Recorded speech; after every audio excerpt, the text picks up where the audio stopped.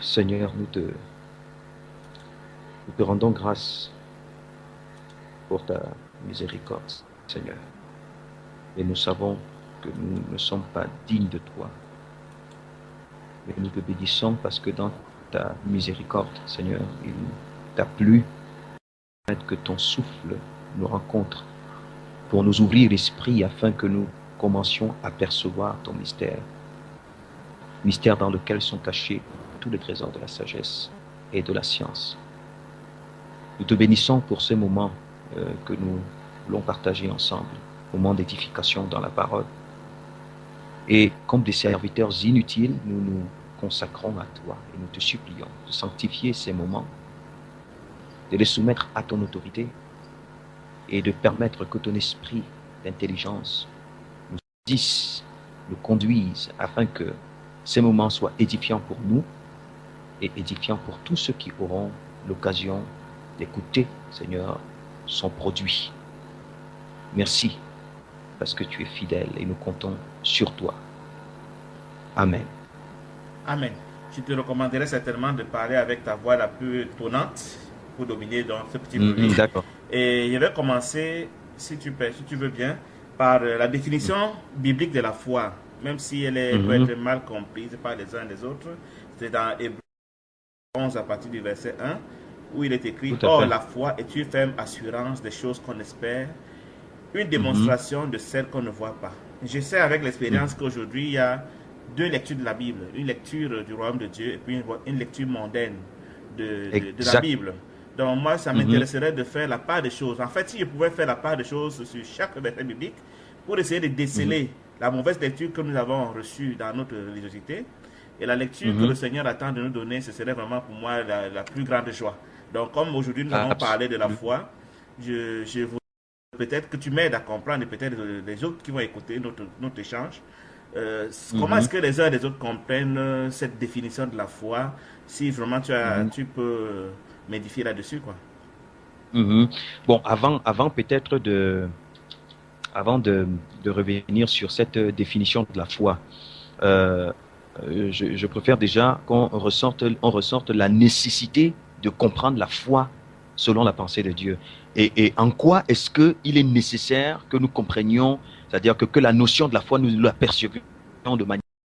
Parce que la parole déclare quelque part que, je pense c'est l'apôtre Paul qui parle aux Éphésiens, il leur dit que c'est par la grâce que vous êtes sauvés, par le moyen de la foi. Ça veut dire que la grâce étant le secours, l'intervention de Dieu qui amène l'homme à accéder à la nature de Yeshua, qui est donc le salut. Donc, c'est par le moyen de la foi. Ça veut dire que c'est la foi qui est le principe fondamental de l'accession à la vie et c'est la foi qui autorise la construction à l'image de Dieu. Ça non, veut dire, donc, excuse-moi, tu as employé beaucoup de mots là qu'on n'a pas définis. La grâce, c'est quoi? Parce que la grâce, pour moi, c'est une faveur imméritée du Seigneur, c'est-à-dire la possibilité qu'il me donne d'entrer dans ses bénédictions alors que je ne les mérite pas. Mais je t'entends dire autre chose. Il faut qu'on se garde aujourd'hui que nous avons appris que il y a deux définitions, deux compréhensions de chaque mot, de chaque verset biblique. Je me garderai d'avaler une affirmation que tu fais sans qu'ils ne comprennent de quoi tu parles. Précise-moi ça, puisque c'est toi qui as employé le mot. La grâce, c'est quoi? Non, c'est clair. La grâce, c'est l'intervention de Dieu, c'est-à-dire l'intervention de son esprit qui vient permettre à l'homme d'accéder à la nature du Christ. Hein. C'est pour ça qu'on dit, vous êtes sauvés. Le salut, c'est Jésus. Selon que Siméon, par exemple, dans Luc chapitre 2, Luc chapitre 2, je pense au verset 28, à partir du verset 28, il va dire, quand il va prendre l'enfant entre ses mains, il va dire, maintenant, mes yeux ont vu le salut de Dieu. Mes yeux ont vu le salut de Dieu. Le salut que tous les peuples vont contempler, qui est la lumière de toutes les nations. Et Jean-Baptiste lui-même, quand il prêchait, il dit, désormais tous les peuples verront le salut de l'Éternel. Le salut bonifié. Et quand le Christ entre chez Zachée, par exemple, et lorsqu'il voit que Zachée manifeste des dispositions de repentance, des dispositions de renoncement à lui-même, il dit, le salut est entré dans cette maison. Donc le salut, c'est cette humanité manifestée par Yeshua qui est séparée du mal, de l'iniquité, cette humanité qui est dépouillée, qui est séparée de l'impureté, dans laquelle Dieu habite et qui est vraiment l'expression vivante de Yahvé, du Dieu unique, qui est son expression, l'expression de ses vertus, de sa manifestation. C'est ça le salut. Maintenant, vous êtes sauvés.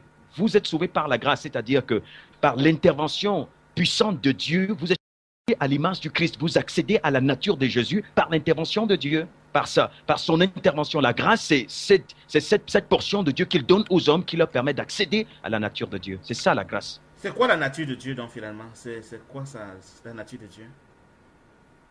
Non, la nature de Dieu, c'est son nom. Comme le Christ le disait dans Jean chapitre 17, il dit, j'ai fait connaître ton nom, ta personnalité, ton identité aux hommes que tu m'as donnés, hein, qui se révèlent par la pureté, qui se révèlent par la sainteté, qui se révèlent par la justice, l'amour, qui se révèlent par la sagesse, l'intelligence, la richesse. C'est sa personnalité en réalité, qui est totalement séparée, dont la définition ne s'appuie sur rien sur rien de destructible, rien de matériel, et donc qui est séparée de tout ce qui brûle, donc qui ne se définit que par rapport à l'infini. Mais ne me faites pas croire que cette nature de Dieu qui ressemble, j'ai failli dire, à la perfection, est accessible aux hommes. Ça, on n'a pas encore vu ça, un homme qui a atteint, permets-moi le mot, la statue parfaite de Dieu. Est-ce que c'est vraiment réaliste que de prétendre que nous entrons dans la nature de Dieu? De quoi parles-tu? Bon, de toutes les manières, entrer dans la nature de Dieu, s'est manifesté dans la vie de Jésus, une humanité qui accède au mariage avec Yahvé pour devenir son expression, parce qu'en réalité, la nature de Dieu se révèle en ce qu'elle rend l'homme libre des convoitises du monde, libre de l'impureté, libre de l'iniquité, libre de la désobéissance. Elle donne à l'homme le pouvoir de lui obéir en toutes choses, de se donner à lui, acceptant même de mourir pour que lui seul, Dieu, soit manifesté, soit glorifié. Donc, ce qui fait que la vie de Jésus, il est venu en homme, dans la chair, pour montrer que l'accession à la nature de Dieu est possible.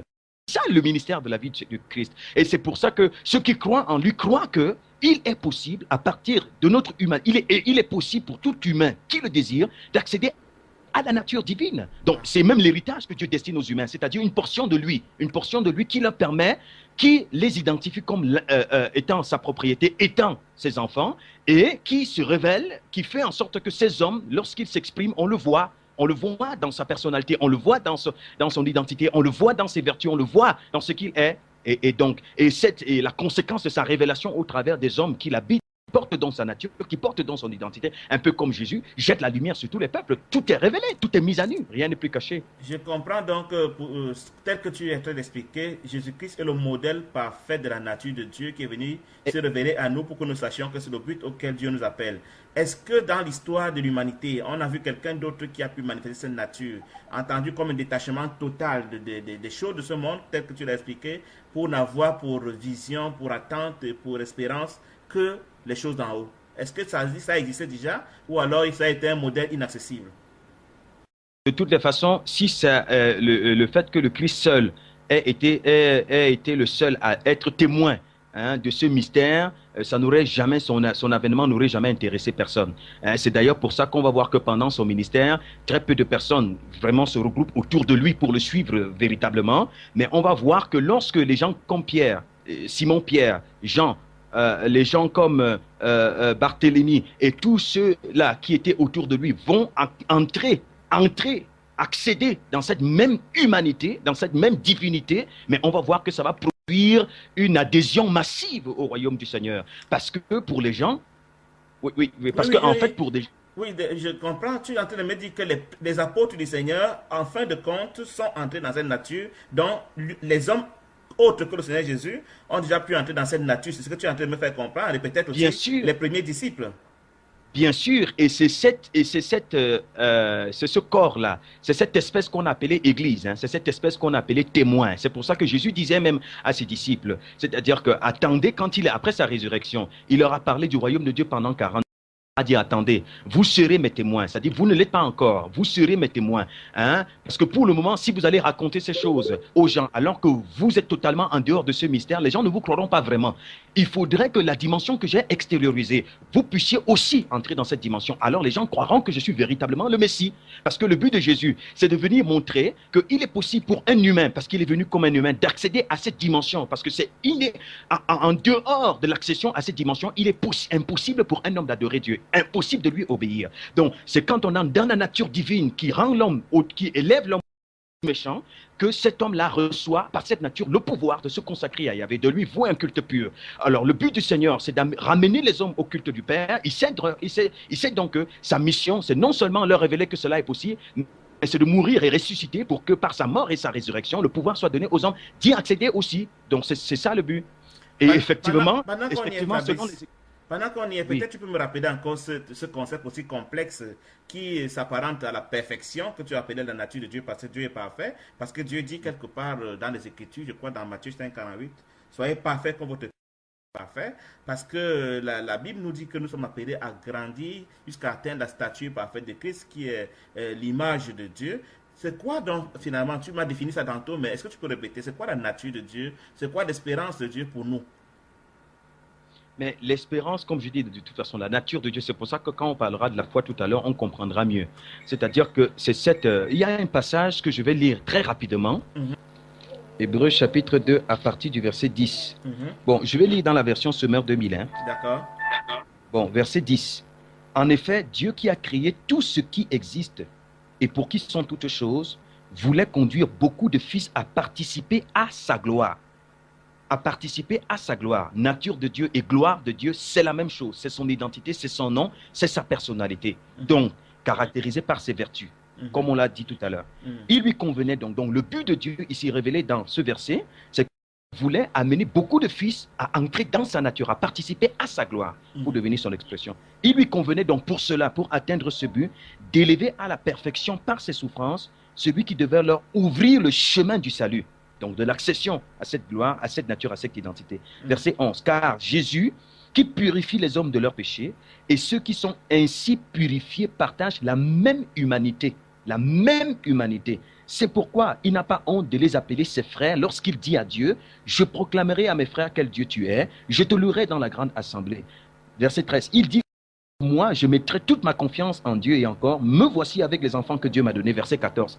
Ainsi donc, puisque ces enfants sont unis par la chair et le sang, lui aussi, de la même façon, a partagé leurs conditions. Il a fait pour réduire à l'impuissance par la mort celui qui détenait le pouvoir de la mort, c'est-à-dire le diable. Verset 15. Et pour délivrer tous ceux qui étaient réduits à l'esclavage, leur vie durant par la peur de la mort. 16. Car ce n'est évidemment pas pour porter secours à des anges qu'il est venu, non, mais c'est à la descendance d'Abraham qu'il vient en aide. 17. Voilà pourquoi il devait être rendu à tous égards semblable à ses frères, afin de devenir un plein de bonté et digne de confiance dans le domaine des relations de l'homme avec Dieu en vue d'expier les péchés de son peuple. 18. Car puisqu'il a lui-même été éprouvé dans ce qu'il a souffert, il peut secourir ceux qui sont éprouvés. Donc, l'humanité de Jésus, dans ce qu'il a manifesté, tout le monde, au milieu de cette génération, dès qu'on a vu une humanité exceptionnelle qui incarne des vertus exceptionnelles, l'amour, la justice, la pureté, la sainteté, un homme totalement séparé de l'iniquité, un homme dont toute l'existence n'est vouée qu'à Dieu, un homme qui ne cherche pas son intérêt, qui ne cherche pas sa gloire, qui ne cherche pas l'affirmation de lui-même, qui ne cherche pas à se faire une image, mais un homme qui vient pour obéir à Dieu et dont le but unique, c'est que l'autorité de Dieu soit établie sur la terre et que toute créature dans les cieux sur la terre lui soit entièrement soumise. Un homme qui est prêt à donner sa vie pour que Dieu se révèle et libérer l'espèce humaine.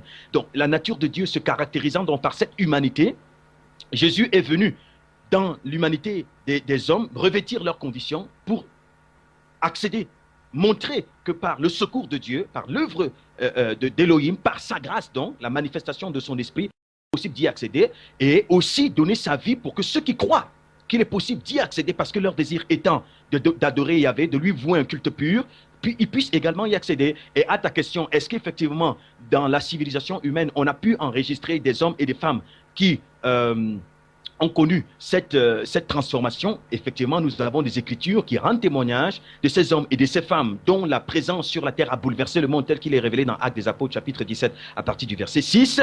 Et donc, les païens, ceux qui étaient en dehors du culte, en dehors de la culture juive, ont reconnu qu'ils étaient chrétiens, c'est-à-dire qu'ils étaient l'expression du Christ. Parce que tout le monde, c'était un témoignage universel de la vie de Jésus sur la terre. Tous les peuples avaient été frappés par l'avènement de cet homme. Tout le monde avait compris que c'est un homme hors pair, mis à part, totalement séparé de l'espèce de l'ensemble des hommes qui constituaient les hommes sur la terre. On a vu, parce qu'il s'identifiait on a vu comment Dieu, le Tout-Puissant, se révélait au travers de lui. par sa nature, par sa personnalité, ses vertus. Donc, ce qui fait que quand on a vu les gens comme Pierre, Paul, Jacques accéder à la même identité, la même humanité, on leur a dit, mais c'est des chrétiens, c'est-à-dire l'expression du Christ. On a dit, mais Christ, qu'on a vu vivre, on le voit revivre au travers de ces hommes, se manifester. On voit le même style de vie. Fabrice, une question. Est-ce que tu veux me dire qu'avant que Christ ne vienne, cette nature de Christ qu'on n'avait pas encore vue, c'est-à-dire dans ce que nous appelons souvent l'ancienne alliance, n'était inaccessible aux hommes? Cette dimension était inaccessible. C'est d'ailleurs pour ça qu'il faut que le Christ arrive. Et c'est pour ça que le peuple qui avait été choisi comme le peuple de Dieu vivait sous la loi. Parce que cette nature, c'est la loi. C'est la nature de la loi. Le peuple vivait sous la loi. Il était à la loi. Il ne pouvait donc pas l'accomplir. Il vivait sous la loi parce qu'il devait attendre que celui qui devait venir donner sa vie, pour qu'il soit possible désormais pour les humains d'accéder à cette dimension, qu'ils viennent d'abord. Donc, et c'est pourquoi toute l'histoire du peuple juif avant l'avènement de Jésus n'était que les symboles, des symboles qui annonçaient son avènement. Et après son avènement, donc la possibilité est donnée aux hommes, de toute espèce, de toute génération, de pouvoir accéder donc à cet héritage unique. Parce que la vie de Jésus, son avènement, révèle que l'héritage unique que Dieu réserve aux humains, c'est lui-même. C'est la portion de lui qui leur permet de rayonner au contrôle des forces spirituelles mauvaises, pour lui vouer un culte pur et entraîner toute la création dans ce culte-là. Là, j'avance dans ma compréhension, mais tu vas quand même me répéter maintenant, je crois que je peux mieux comprendre la définition de la grâce. Oui, donc la grâce de Dieu, c'est la portion de Dieu, c'est la portion que Dieu, la portion de Dieu qu'il donne aux humains par son esprit, par laquelle ces hommes-là ont le pouvoir d'entrer dans sa nature, d'entrer dans son identité. C'est-à-dire, c'est une intervention, et c'est un don qui vient de Dieu afin que personne ne se glorifie. C'est vraiment, ça vient de Dieu. Donc, c'est une intervention purement divine qui donne aux hommes l'accès à sa nature afin que, étant dans sa nature, ils puissent lui ressembler, être comme il est, lui vouer un culte pur, être reconnu comme ses fils. Avançons donc, je commence à comprendre mieux. Donc, le salut maintenant, c'est le fait d'entrer dans la nature de Christ, c'est ça? De revêtir la nature d'Élohim, c'est ça? Tout à fait, c'est-à-dire que le statut que Jésus a manifesté dans son humanité, c'est ça ce qu'on appelle le salut. Le salut a un visage, c'est la vie de Jésus. Voyons vraiment dans la compréhension de la vie de Jésus, cette humanité qui a vaincu la mort, vaincu le péché, vaincu les convoitises de toutes sortes, qui est au-dessus de l'iniquité. C'est cette humanité qui se manifeste, dont la vie annonce les vertus de Dieu tel qu'il est révélé dans, je pense, dans 1 Pierre chapitre 2. Vous, au contraire, vous êtes une race élue, un sacerdoce royal, une nation sainte, un peuple acquis, afin que vous annonciez les vertus de celui qui vous a appelé des ténèbres à son admirable lumière. Donc, cette humanité victorieuse sur la mort, c'est ce statut qu'on appelle le salut. Être sauvé, c'est entrer donc dans cette humanité. Et croire en Jésus, ce serait donc quoi? Par la foi, la possibilité d'adhérer à son humanité. Parce que le but de Jésus, c'est quoi? Ce qu'il a extériorisé, c'est pour ça qu'il dit, je suis le chemin, la vérité et la vie. Nul ne vient au Père que par moi. Donc le but, c'est, je suis la résurrection et la vie. C'est-à-dire que ce qu'il a témoigné, c'est ce qu'il a manifesté. Il veut aussi que tous les hommes puissent y accéder. Et son enseignement, qu'on appelle l'évangile, est le moyen par lequel, si on a compris cet évangile, si on y adhère, on y accède. Fabrice, je vais lire on accède à cette dimension. Donc, ce qui fait que...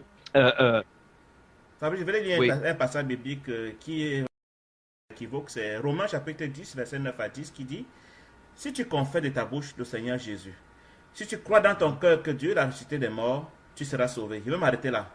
Ce passage nous a ordonné, nous a permis de dire « Je confesse qu'il est mort, qu'il est ressuscité, qu'il est monté au ciel, qu'il reviendra me chercher, alors je suis sauvé. » Où est la faute? Où est l'erreur dans cette confession? Bon, j'aurais aimé, parce que je suis convaincu que si nous déroulons un peu si nous passons au pas la foi telle qu'elle est révélée dans les Écritures, je suis convaincu que ça va répondre à ces différentes questions. On va mieux comprendre. Parce que tout se passe au niveau du mystère même de la foi.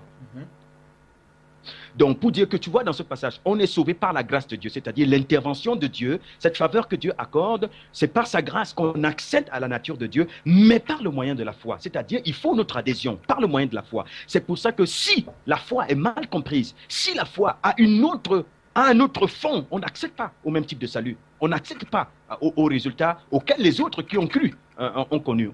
Pas ce résultat. Mais permets-moi une question avant que tu ne continues. Si j'affirme, comme beaucoup de religieux affirment, que la nature de Yeshua je préfère l'appeler comme ça, n'est pas accessible à notre humanité, n'est pas possible pour nous tant que nous sommes encore dans ce corps de chair, ce corps de péché, et que ce sera dans l'autre côté, quand nous aurons été sauvés parce qu'on aura confessé son nom, que nous allons être parfaits. Comment tu réagis à cela? Parce que j'entends des croyants qui affirment ça avec beaucoup de conviction, à la limite qui trouvent cela ridicule, qui prétendent que la statue de Yeshua est accessible aux hommes. Comment est-ce que tu apprécies une telle déclaration d'un soi-disant croyant qui affirme que la nature parfaite, la statue parfaite, la nature de Yeshua, n'est pas réaliste, n'est pas accessible aux hommes, tel que le Seigneur l'a manifesté dans la Bible?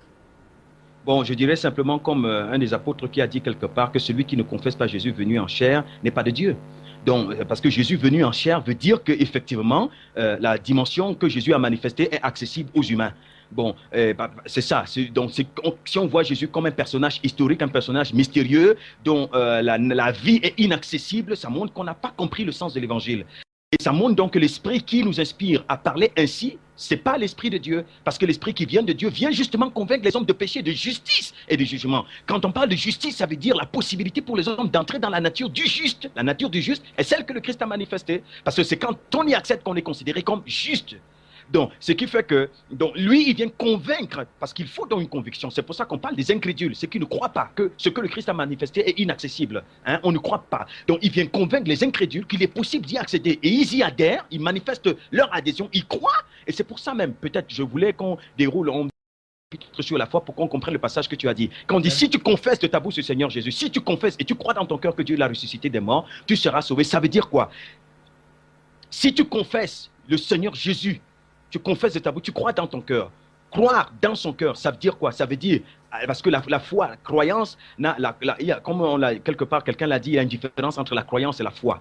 Parce que les démons, ils croient en Dieu, mais ils tremblent. Mais ils n'adhèrent pas forcément à son enseignement. Ils n'adhèrent pas à ses instructions. C'est des rebelles, mais ils croient, ils tremblent. Ils savent que Dieu existe, mais ils tremblent. Comme tous les humains croient que la plupart, au moins les ou je sais pas, l'ensemble croient que Dieu existe. Et peuvent trembler, mais chacun vit sa vie, chacun vit dans la rébellion. Donc, ce qui fait que ce n'est pas de cette foi dont il est question. Donc, si tu crois que dans ton cœur, que Dieu l'a ressuscité des morts, pourquoi l'a ressuscité des morts? Parce que par la résurrection, c'est la résurrection de Jésus qui rend possible. Parce que Jésus dit à ses disciples, il est utile, il est bénéfique pour vous que je parte.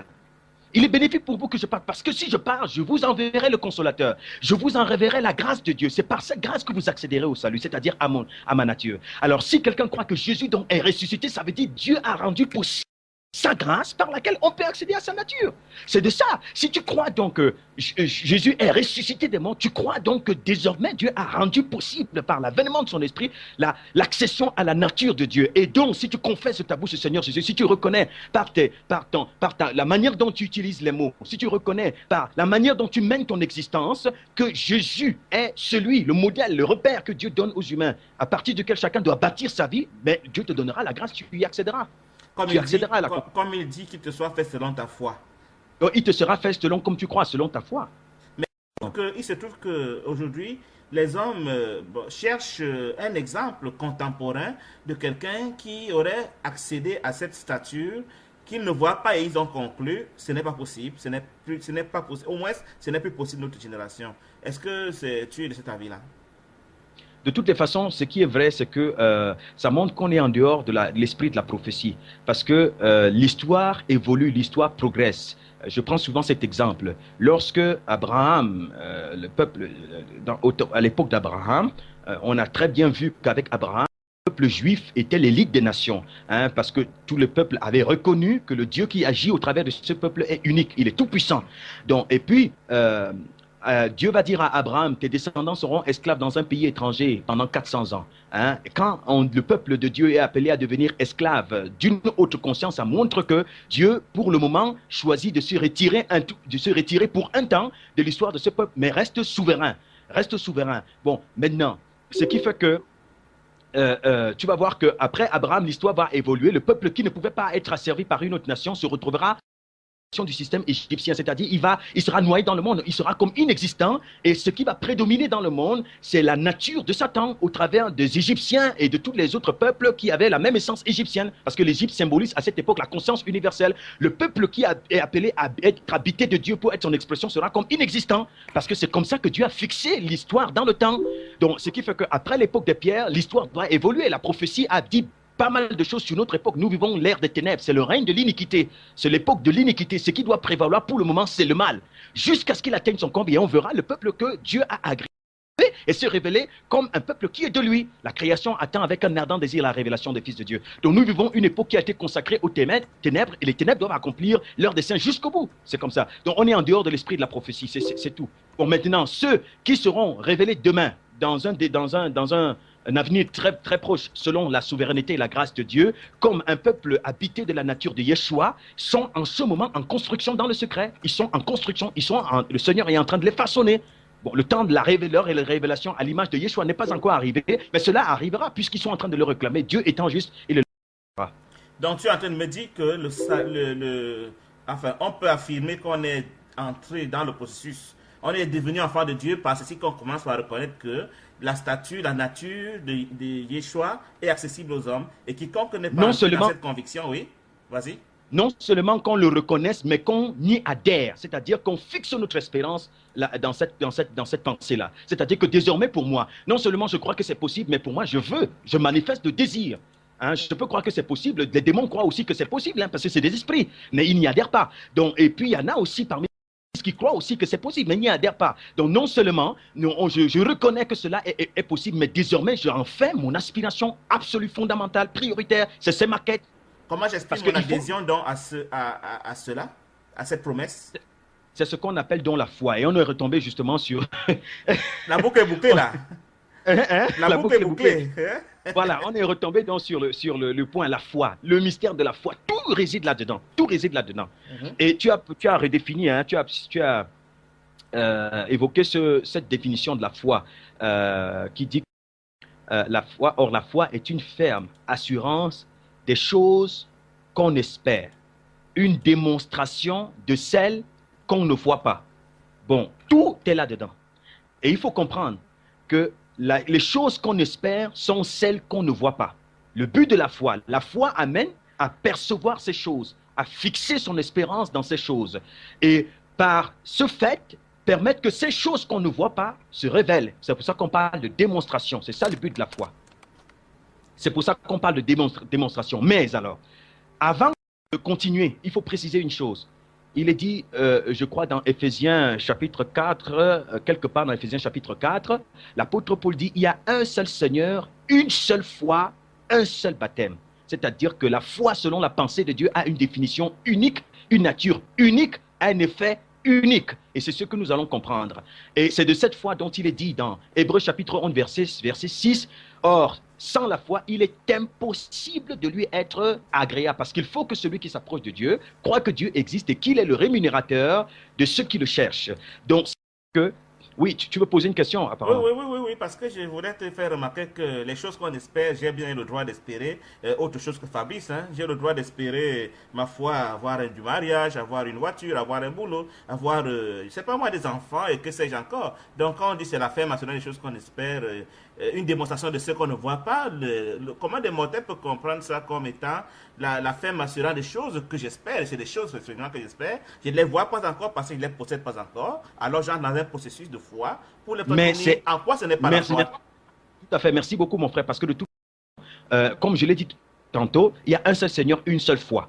Bon, maintenant, chacun peut inventer sa foi. On découvre un autre type de foi dans le monde aujourd'hui. Hein, et c'est d'où toute l'importance de ce partage que nous faisons aujourd'hui, parce qu'on doit comprendre, parce qu'en fonction de la nature des choses à espérer, on peut identifier, on peut comprendre la nature de la foi qui est celle que Dieu a agréée. Quelle est la foi que Dieu a agréée? Chacun a sa foi, comme chacun, on entend souvent dire, moi, tu as ta foi, moi j'ai ma foi, chacun a sa foi, mais il y a une seule foi, celle du Seigneur et celle que Dieu a agréée. Et c'est laquelle? Et on la comprendra à la nature, à la perception, à la compréhension de la nature des choses espérées selon les Écritures. Et nous allons aller dans d'autres passages pour comprendre de quoi on parle. Quand on dit la foi est une ferme assurance des choses qu'on espère, de quoi on parle. Et c'est quand on identifiera les choses dont il est question qu'on saura de quelle foi est-il question, de quelle foi il est question. Cette foi-là que Dieu a agréée, cette foi-là qui est la seule que le Seigneur révèle aux humains et cette foi qui mène au salut. Et donc je propose qu'on ouvre 1 Corinthiens chapitre 2. 1 Corinthiens chapitre 2. Chapitre 2. Oui. Chapitre 2, à partir du verset, je suis Bon, on va prendre à partir du verset 9. 1 Corinthiens chapitre 2 à partir du verset 9. Vas-y, tu peux lire.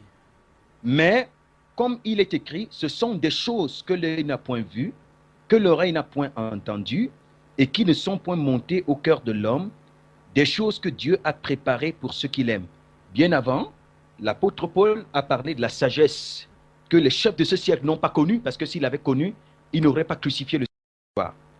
Et il dit que cette sagesse-là, en réalité, constitue ces choses que l'œil n'a point vues, que l'oreille n'a point entendues, et qui ne sont point montées au cœur de l'homme. La version Semeur 2000 de ce même passage dit que ce sont des choses que l'esprit humain n'a jamais soupçonnées.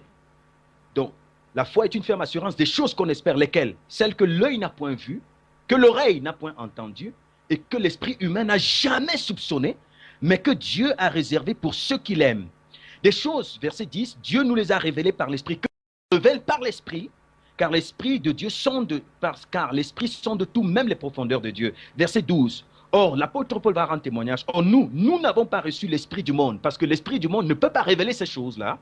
Mais l'esprit qui vient de Dieu, afin que nous connaissions les choses que Dieu nous a révélées par sa grâce. Et nous en parlons, non avec des discours qu'enseigne la sagesse humaine, mais avec ce qu'enseigne l'esprit, employant un langage spirituel pour les choses spirituelles. Donc ces choses-là, dont la foi est une ferme assurance des choses qu'on espère, ce sont des choses de l'esprit.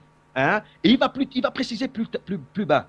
Mais l'homme naturel n'accepte pas les choses de l'esprit parce qu'elles sont une folie pour lui. Et c'est d'ailleurs pour ça que je suis convaincu qu'au fur et à mesure que nous allons évoluer dans la définition de la foi conformément à la pensée d'Yahvé, ça va probablement scandaliser plus d'un parce que l'homme naturel est bouleversé face à cette révélation naturellement. Mais c'est là aussi que le Seigneur interpelle les uns et les autres, si on le veut, parce qu'il est fidèle, à véritablement reconnaître notre état, notre erreur, et à l'implorer, et il est miséricordieux. Alors, je vais donc, il dit, mais l'homme naturel, verset 14, n'accepte pas les choses de l'esprit. Donc, les choses qui révèlent la nature de la foi que Dieu a agréée sont les choses de l'esprit, que l'œil n'a point vu, que l'oreille n'a point entendu, qui ne sont point montées au cœur de l'homme. Ce n'est pas fini. Colossiens chapitre 3, verset 1. Ça dit que... un instant, s'il te plaît, avant de continuer. Tu me dis Oui. que l'homme spirituel, c'est comme ça qu'il doit comprendre ça par opposition à l'homme naturel. Lui, il aspire aux choses de l'esprit et l'homme naturel n'aspire pas aux choses de l'esprit, mais aspire naturellement aux choses naturelles. Est-ce vraiment ça la frontière radicale entre les deux types d'êtres humains qui existent, les hommes spirituels et les hommes naturels? Comment est-ce que tu peux m'aider à comprendre cette nuance? Comment je peux savoir quelle est ma position entre un homme spirituel et un homme naturel?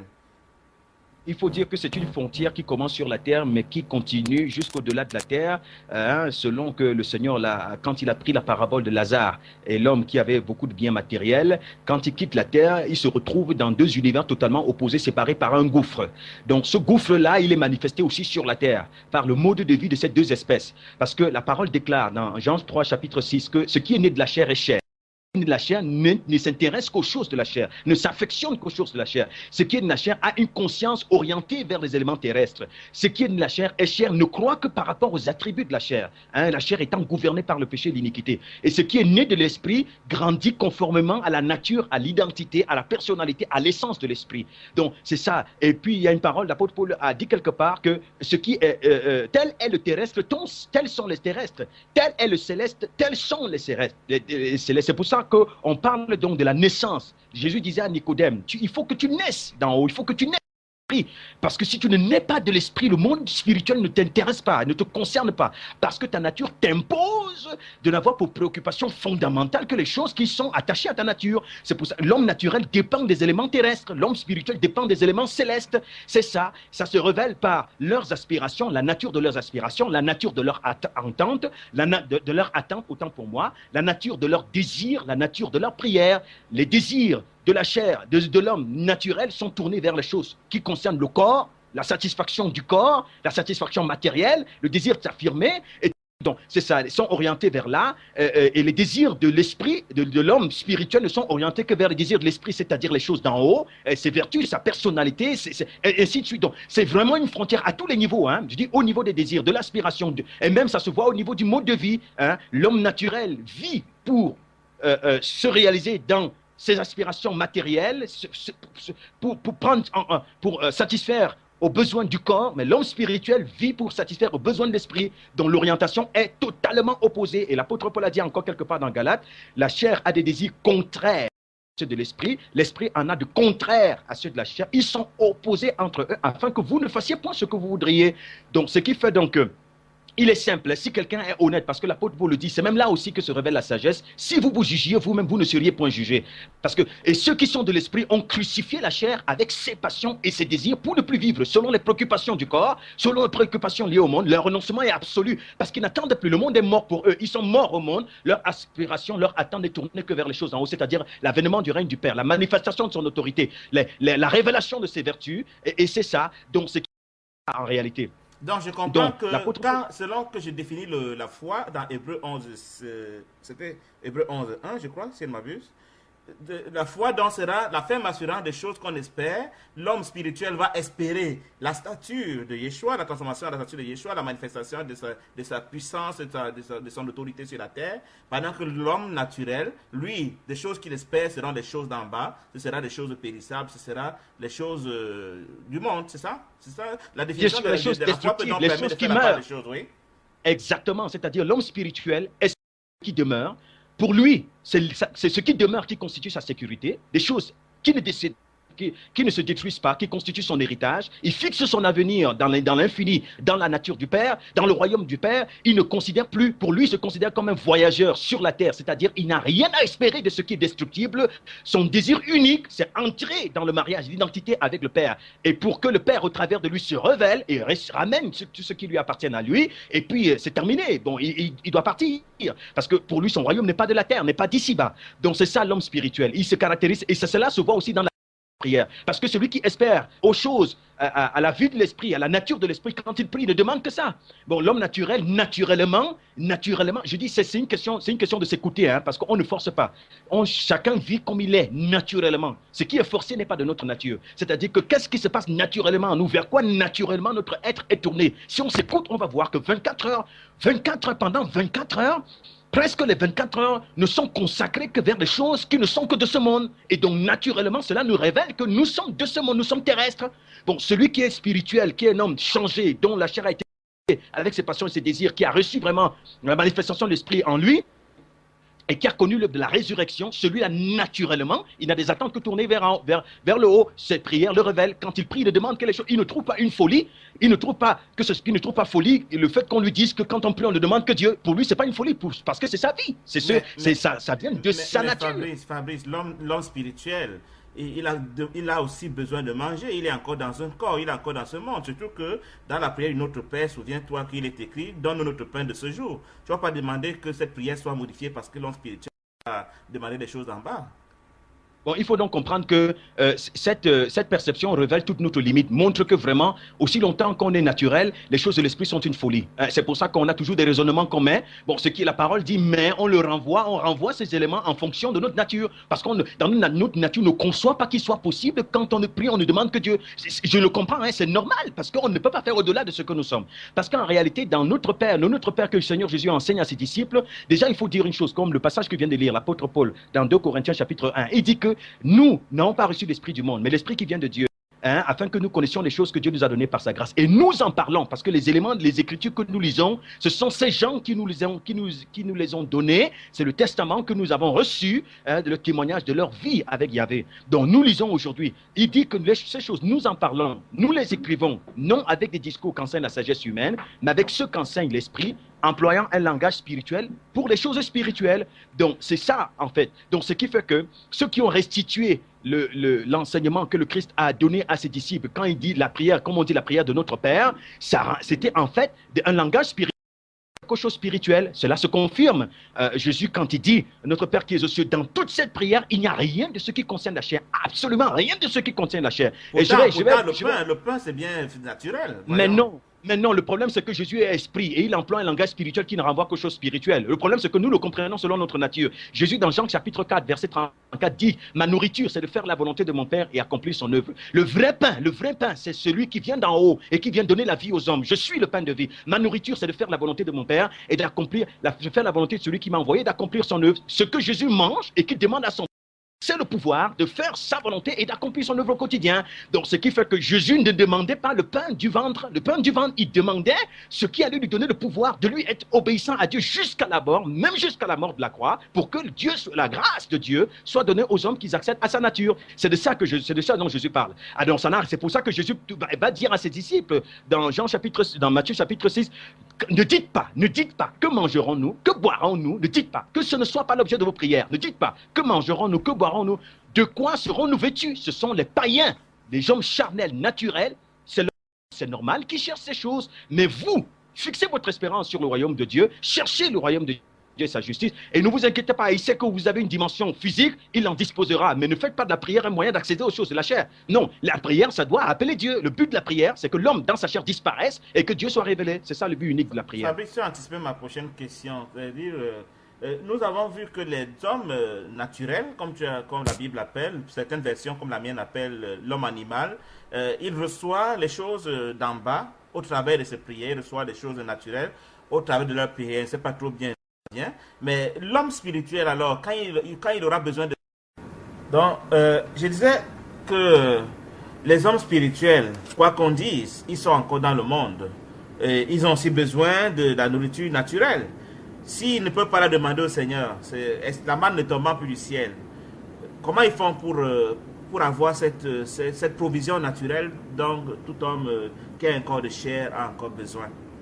C'est le défi, hein. Plusieurs croyants qui veulent bien faire le pas vers ce niveau de foi se disent, mais et si je ne demande plus la santé pour mes enfants, et si je ne demande plus le boulot quand je n'en ai pas, et si je ne demande plus ma foi, le mariage quand j'ai longtemps attendu sans me marier, est-ce que c'est parce que Dieu ne répond pas quand on n'a pas demandé, ou alors il y a quelque chose qui ne va pas? Comment l'homme spirituel va-t-il donc accéder à ces besoins naturels s'il ne peut pas les formuler dans une prière, Fabrice? Bon, mais on peut aussi se poser la question, qu'est-ce qui s'est passé? Qui a demandé pour que Dieu crée le monde matériel, pour qu'il crée la terre avec ses aliments, avec les feuilles, qui a prié pour qu'il crée tout ça?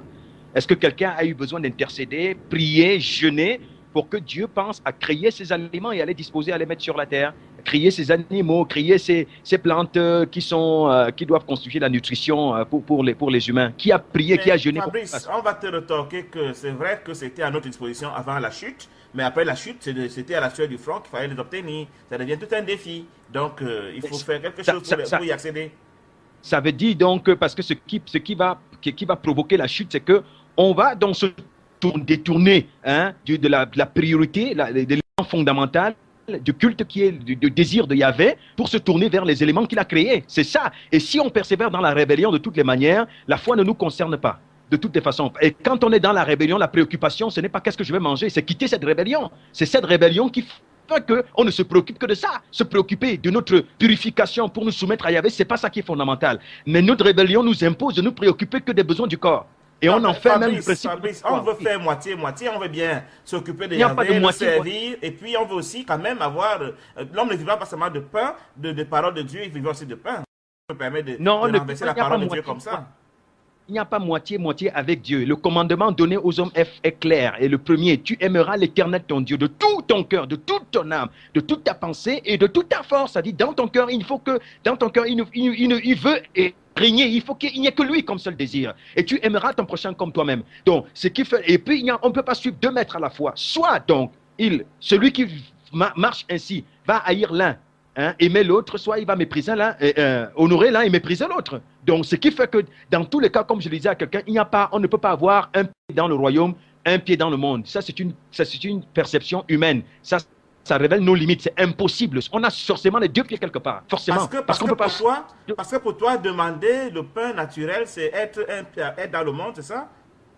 Le problème, c'est qu'on ne doit pas agir en fonction de nos pensées. La parole déclare que l'esprit a des désirs contraires à la chair en a des contraires à l'esprit, et les 2 sont opposés entre eux, afin que vous ne fassiez pas ce que vous voudriez. Ça veut dire que quand on s'engage dans la démarche de la foi, on s'engage à se soumettre à Dieu. La prière nous a été Seigneur. Quel est le but de la prière? Jésus est venu révéler le but de la prière. Le but de la prière, c'est l'effacement de l'homme.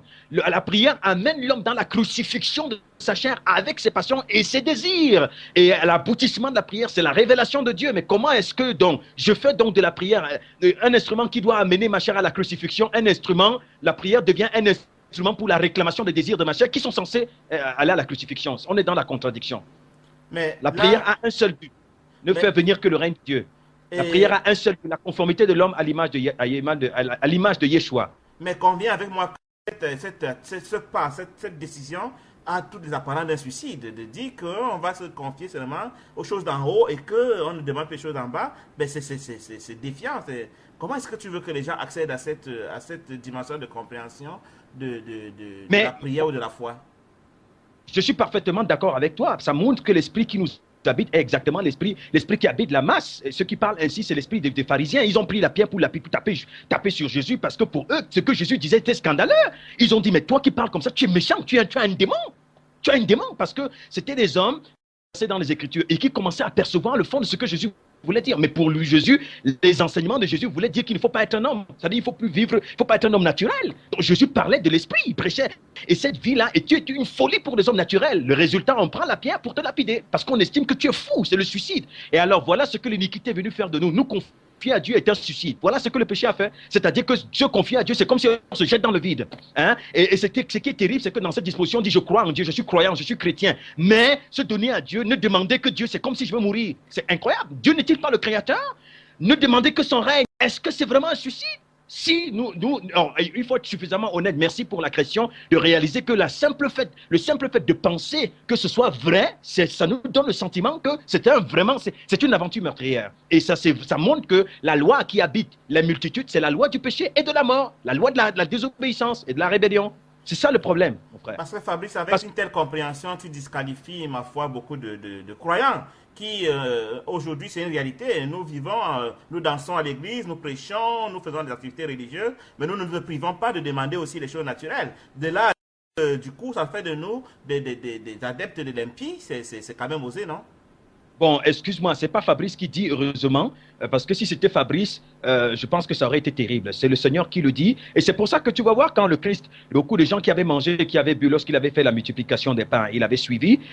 Ils sont venus, ils ont fait semblant de le chercher.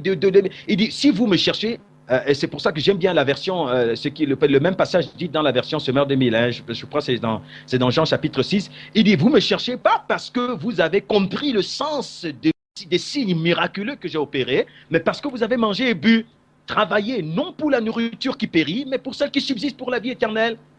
Tu comprends? Donc, vous ne me cherchez pas parce qu'effectivement, vous, ce qui vous intéresse, c'est le message de la vie que j'annonce, c'est parce que vous avez réussi à calmer vos ventres. Et donc, vous me cherchez parce que vous voulez toujours calmer vos ventres. Et parce que vous n'avez pas compris le sens des signes miraculeux.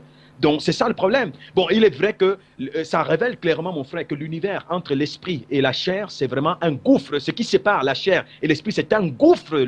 Il commence ici et il va jusque dans le contexte que Jésus a situé lorsqu'il a parlé de la parabole de Lazare et de l'homme qui avait beaucoup de biens. Donc c'est clair, c'est vraiment un gouffre. Ça confirme clairement que celui qui est de la chair, les choses de l'esprit sont une folie pour lui. Les exigences de l'esprit constituent une folie pour lui. Et c'est pour ça que c'est là que révèle tout le sens du passage où l'apôtre Paul dit « L'affection de la chair est inimitié contre Dieu parce qu'elle ne se soumet pas à la loi de Dieu et qu'elle ne le peut même pas. » Mais Fabrice, ce qu'on va te retorquer, c'est que je demande sans en faire une idole. Je demande parce que le corps aussi en a besoin, mais je n'en fais pas une idole. Mon amour va vers le Seigneur, mais quand j'ai faim, il faut bien pouvoir dire à mon père, papa, je veux manger, papa, je veux du boulot, papa, je veux, ma foi, un billet d'avion, je veux du mariage, je veux des enfants, sans pour autant en faire des idoles. Où est le mal?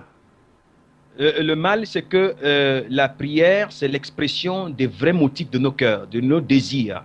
Le problème, c'est que nous ne sommes pas conscients du niveau, hein, c'est-à-dire que du niveau d'aveuglement qui nous caractérise, des ténèbres dans lesquelles nous sommes enfouis. C'est-à-dire que nous sommes moins conscients de notre nature inique qui se révèle pourtant dans nos choix, dans l'attitude de nos cœurs au quotidien, les motifs qui y sont enfouis au travers des événements qui organisent nos journées, qui se révèlent. Pourtant, nous sommes moins conscients de ça et nous sommes plus conscients des sensations, des besoins de notre chair, ça montre donc que nous sommes asservis aux besoins de la chair. Et le problème, c'est que nous manquons de sincérité et d'honnêteté pour avouer au Seigneur que dans le fond, si dans ton royaume, il n'y a pas la nourriture, il n'y a pas les promotions sociales, ton royaume ne m'intéresse pas.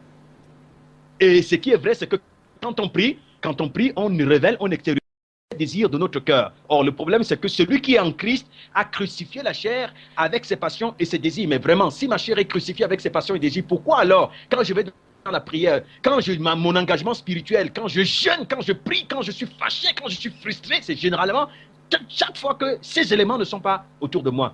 Je suis frustré. Nos vraies frustrations tournent autour des besoins de notre chair, des pressions qui sont exercées au niveau de notre chair. La frustration, ce n'est pas parce que, dans le fond, je réalise combien l'iniquité m'habite et que je suis incapable d'adorer Dieu, je suis incapable de l'aimer. Ce n'est pas ça la frustration. La frustration toujours renvoie aux préoccupations de la chair. Ça montre donc la nature de notre servitude.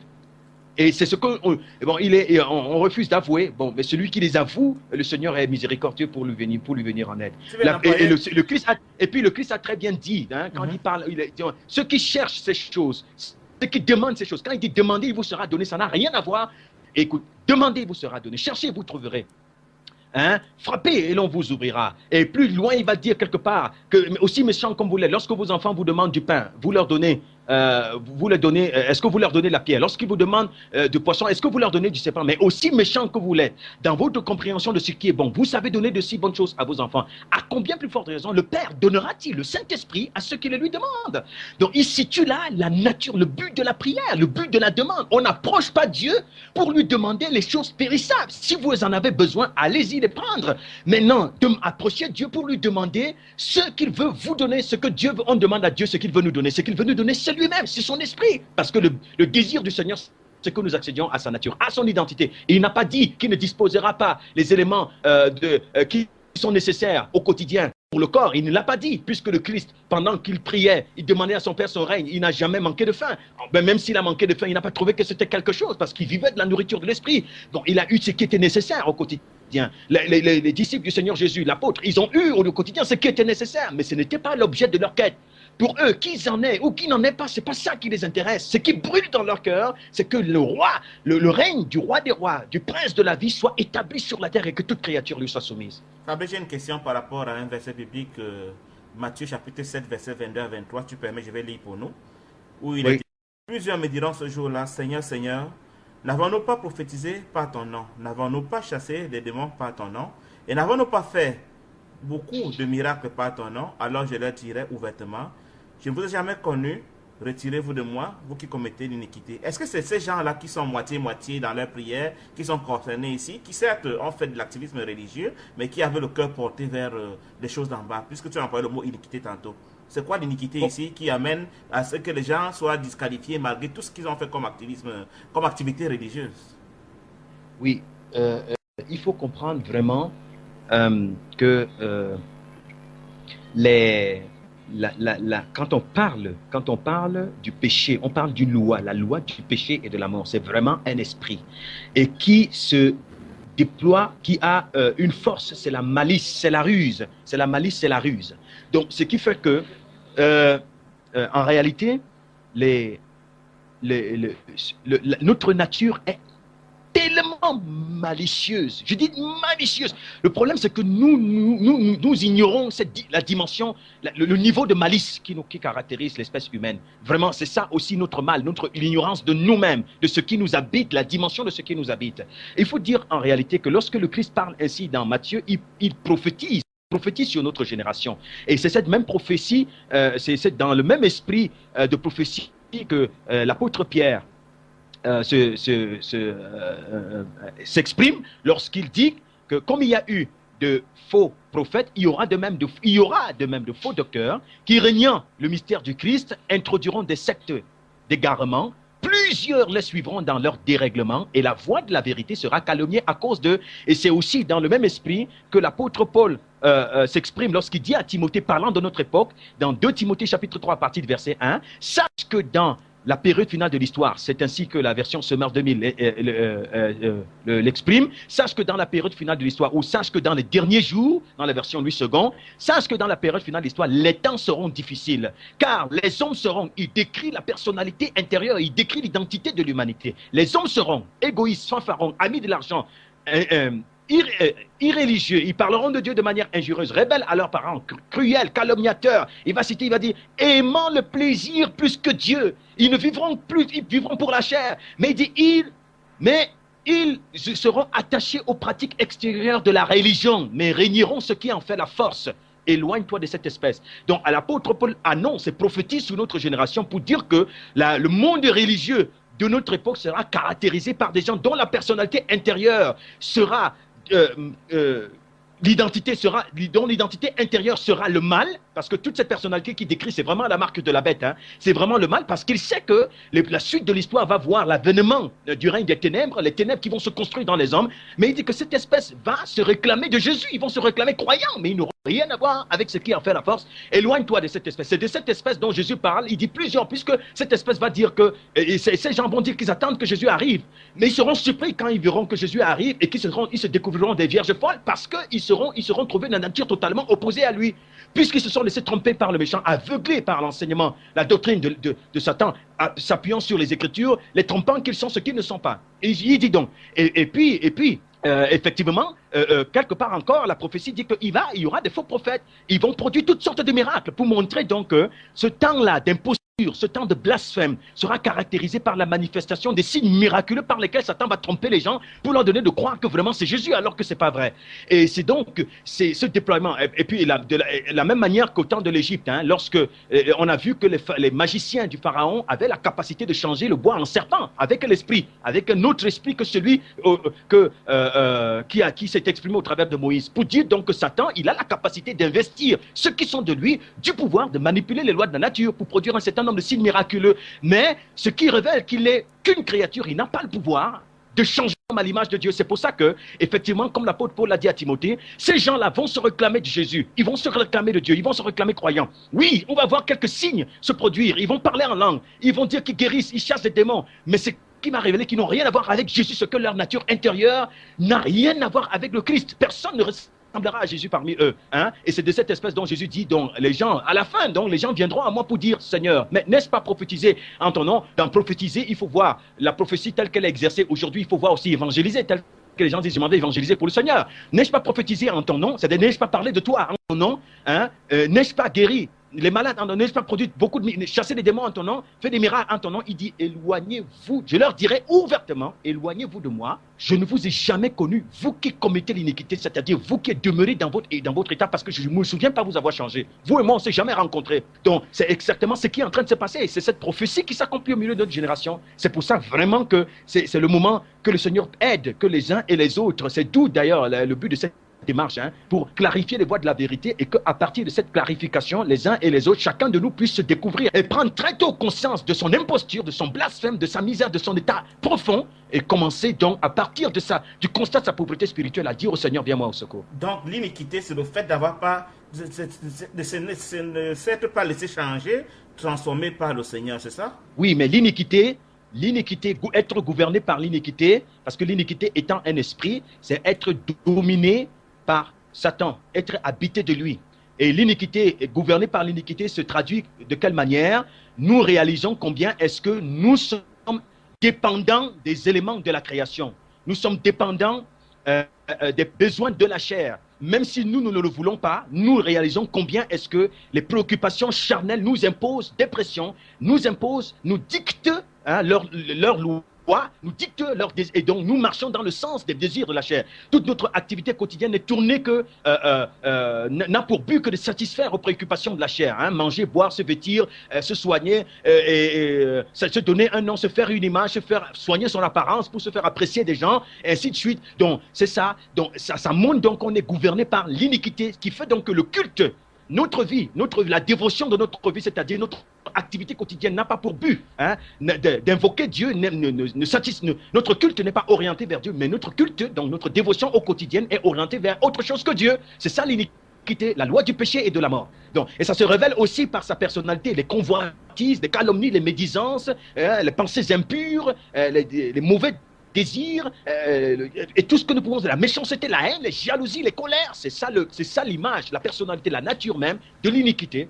Donc, et donc, ce qui fait que c'est pour ça qu'on dit quiconque prononce le nom du Seigneur, quiconque veut le suivre, veut le confesser, première chose, il faut qu'il prenne conscience qu'il faut qu'il s'éloigne donc de l'iniquité. C'est la conscience du monde, selon laquelle l'homme doit vivre pour satisfaire les passions de sa chair. Hein? C'est ça l'iniquité. Fabrice, comment nous réussissons à nous mentir que nous ne sommes pas dans l'iniquité parce que nous sommes à l'église et que nous prêchons? Malgré ce verset biblique, nous sommes très convaincus que le fait d'être à l'église, de prêcher, de prophétiser, d'évangéliser, de faire des nuits de prière, de faire des retraites, ça nous préserve de cet aversement que le Seigneur fait. Comment est-ce que nous réussissons à nous mentir à ce niveau-là? Qu'est-ce qui se passe dans notre cœur, à ton avis? Alors, ce qui se passe, c'est qu'on a l'une des ruses, la plus grande même ruse de Satan, c'est qu'il amène les gens à sous-estimer sa ruse. La plus grande ruse de Satan, c'est qu'il amène les humains à sous-estimer sa ruse. C'est pour ça que tu vas voir, des gens disent, j'ai vaincu Satan, j'ai écrasons Satan, et dans ils disent qu'ils ont écrasé, mais tu vas voir leur vie, c'est vraiment le signe de la victoire de Satan sur leur esprit. Donc, c'est ça sa ruse, parce qu'il est un esprit redoutable. C'est vrai que par rapport à Dieu, effectivement, il a la force d'un homme, c'est-à-dire, mais par rapport aux humains, il a une transcendance, parce qu'il est un esprit, il n'est pas chair. Ce qui fait qu'en réalité, qu'est-ce qui se passe? C'est que de quoi est caractérisé le règne des ténèbres qui a été annoncé par les prophètes et par le Christ lui-même.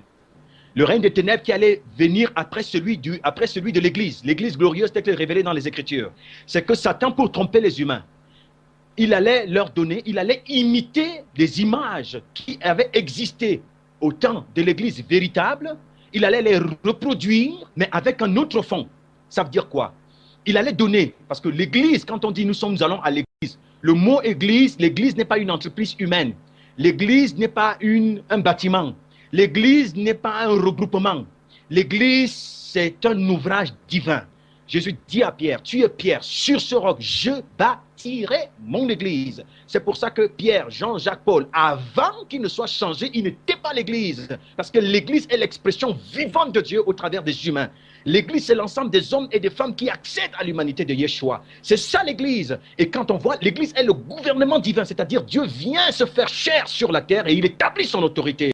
On parle d'église quand on voit cette image. De la même manière, quand on dit Dieu, on s'attend à la toute-puissance, à la domination. De la même manière, quand on dit église, il faut surtout s'attendre à l'expression vivante de Yeshua, les vertus de Dieu se révéler. Si on ne voit pas ça, quand on dit église, on est dans le blasphème. On est dans le blasphème. On appelle l'église ce qui n'est pas église. Donc, ce qui fait que le méchant don sait très bien que les hommes, c'est des gens qui fonctionnent avec des images, un peu comme les miracles. Comme Jésus a dit, vous me suivez parce que vous ne l'avez pas compris, pas parce que vous avez compris le sens de mes signes miraculeux. Derrière toutes les guérisons et les délivrances que Jésus a opérées, il y avait un message qu'il voulait véhiculer. Mais comme les hommes sont aveugles, ils se limitent aux images. C'est pour ça que si Satan reproduit la même image, de voir quelqu'un qui avait les yeux fermés et que les yeux s'ouvrent, on va dire, mais Jésus a fait la même chose. Parce que comme on est en dehors de l'esprit du miracle, on voit le miracle dans sa dimension naturel, physique, et on est trompé. Fabrice, il y a encore plus grave. Il y a plus grave, c'est qu'on croit quand on fait ces miracles qu'on est plus proche de Dieu, d'Élohim, que les autres qui ne produisent pas ces miracles. Oui, mais bien sûr, parce que pour nous, Dieu, c'est tout ce qui est en haut, en fait, en réalité. Le problème, c'est qu'on ignore, puisqu'on est sur la terre, on est des humains, et surtout gouvernés par les ténèbres. Pour nous, tout ce qui vient d'en haut, c'est Dieu. C'est pour ça que quand les gens prient, ils disent Seigneur. Quand on dit Seigneur, on croit vraiment qu'on fait référence là au Dieu d'Abraham, d'Isaac et d'Israël. Mais le problème, c'est que notre Seigneur, c'est celui qui gouverne nos cœurs. Donc quand on dit Seigneur, c'est le motif de nos cœurs qui révèle la vraie nature de celui que nous appelons Seigneur. Et ça peut être des démons. Et donc ce qui fait que les démons peuvent investir les gens comme les démons. Là, Satan a investi les magiciens du Pharaon à changer le bâton en serpent. Ils peuvent investir les humains à produire un certain nombre de signes miraculeux. Comme ça vient d'en haut, les gens disent que en haut, comme en haut, c'est qu'il n'y a que Dieu. Comme on est ignorant de soi-même et du mystère des cieux, on dit c'est Dieu, et c'est ça le problème. Donc Satan sait, donc il est parfaitement conscient du niveau d'ignorance de l'humanité, parfaitement conscient de cet état, et c'est pour ça qu'il utilise les images des Écritures pour annoncer un autre évangile tel que l'apôtre Paul l'avait révélé, par un autre esprit et produisant un autre effet. Ainsi donc, il va susciter une génération qui va faire appeler Église, il va donner au mot Église l'image, au mot Église un autre fond, au mot enfant de Dieu un autre fond, au mot chrétien un autre fond. Ça produit donc une génération qui se sert des mêmes écritures, mais qui se révèle dans un autre fond. C'est ça le problème. Fabrice, donc tu me dis que quand je dis Seigneur, c'est celui qui gouverne mon cœur, qui gouverne ma vie, qui se sent interpellé et qui va répondre et exaucer. Bien sûr, c'est-à-dire que quand je dis Seigneur, j'invoque celui dont les désirs m'habitent. Et parce que Jésus dit très bien, le même prince si de ce monde... Jésus, même si je dis Seigneur Jésus. Mais même dans Jésus, dans le mot Jésus, puisqu'on dit très bien qu'il y aura, quand on dit l'antichrist, on parle de l'avènement de l'antichrist. L'Écriture ne dit pas que quand il va venir, il va se faire appeler antichrist. Il va se faire appeler Christ, mais il sera le faux. Donc il va se faire appeler Jésus, mais il sera le faux. Donc le problème, c'est que on est dans la culture de quoi? De la lettre. On est en dehors de l'esprit. Ça montre que mon Seigneur, c'est le prince de ce monde. Et quand je dis Seigneur, c'est lui qui agit. Et il peut, mon frère, il peut même me donner l'objet de mes désirs, c'est-à-dire promotion sociale comme je demande, mais il faut voir la conséquence, où est-ce que ça mène. Mais Fabrice, est-ce qu'un royaume peut se chasser lui-même? Pourquoi est-ce que ces gens que nous pouvons estimer, nous pensons qu'ils ne sont pas dans la nature de Yeshua, mais ils chassent des démons, en vertu de quoi peut-on prétendre que ce n'est pas le Seigneur Jésus, Yeshua, le Messie, qui chasse les démons? Bonne question, parce que tout renvoie au niveau de la compréhension du mot délivrance, en fait, en réalité. Hein? C'est ça, tout renvoie au niveau de la compréhension du mot, de la notion de la délivrance. Jésus est venu délivrer ceux qui étaient possédés, mais de quoi? De quoi? Le problème, c'est que les hommes, leur nature est mariée à celle de Satan. Ils sont vraiment l'expression du mal. Hein? Ils en sont esclaves et prisonniers. Jésus ne vient pas, quand il vient, le but de sa venue, quand il parle de délivrance, c'est libérer l'homme de cette nature déchue, de cette humanité déchue, de la pureté pour en être l'expression vivante. Donc c'est ça la délivrance. Et pour accéder à la délivrance, ce n'est pas dire Satan, le démon sort de ce corps, la délivrance s'opère par la crucifixion de la chair avec ses passions et ses désirs. Parce que dans le fond, Satan me gouverne en fonction de mes désirs. Et je suis libre de lui aussi en fonction de mes désirs. Donc ce qui fait que aussi longtemps que ma nature, je suis gouverné par les ténèbres pour croire que la bénédiction, c'est l'argent, c'est les promotions sociales, ce sont les diplômes et tout cela pour croire que la richesse, c'est ce qui brûle. Ça montre donc que je suis possédé et ce niveau de possession est plus difficile. Ce niveau de possession est important que quelqu'un qui habitait d'une légion de démons. Donc, ce qui fait que la vraie délivrance ne s'opère que par le dépouillement de notre chair, de ses passions et de ses désirs et l'accession à la nature de Yeshua. Jésus est le stature de l'homme délivré. Et le modèle de l'homme délivré, c'est l'homme délivré, l'homme affranchi, c'est Jésus. Celui qui accède à l'humanité de Yeshua, il est vraiment le véritable modèle de la délivrance, d'un homme qui est affranchi, qui a été délivré. C'est pour ça que la parole déclare, vous connaîtrez la vérité vous rendra libre. Si donc le Fils vous affranchit, vous serez réellement libre. C'est ça la vraie délivrance, c'est ça la vraie. Alors ce qui fait donc que tu vas voir Satan comme il est je vous dis, on dit très bien il est malin, mais après, de toutes les façons, c'est ça l'œuvre des ténèbres. C'est-à-dire qu'il a le pouvoir de jouer avec toi. Il sait très bien que ce qui va faire qu'on soit disqualifié au temps de l'avènement du Christ, c'est notre nature totalement opposée à lui. Il n'a pas le pouvoir de nous changer à l'image de Yeshua. Mais il sait très bien que ce qui nous gêne, c'est que l'homme se sent humilié quand il est visité par les couches de nuit. Et quand il vit certain nombre de situations, il sent humilié. Alors, comme il a le sentiment d'humiliation par orgueil, ne plaît pas à un humain, il cherche à être débarrassé de ces esprits qui le dérangent. Alors le méchant, il va donc voir.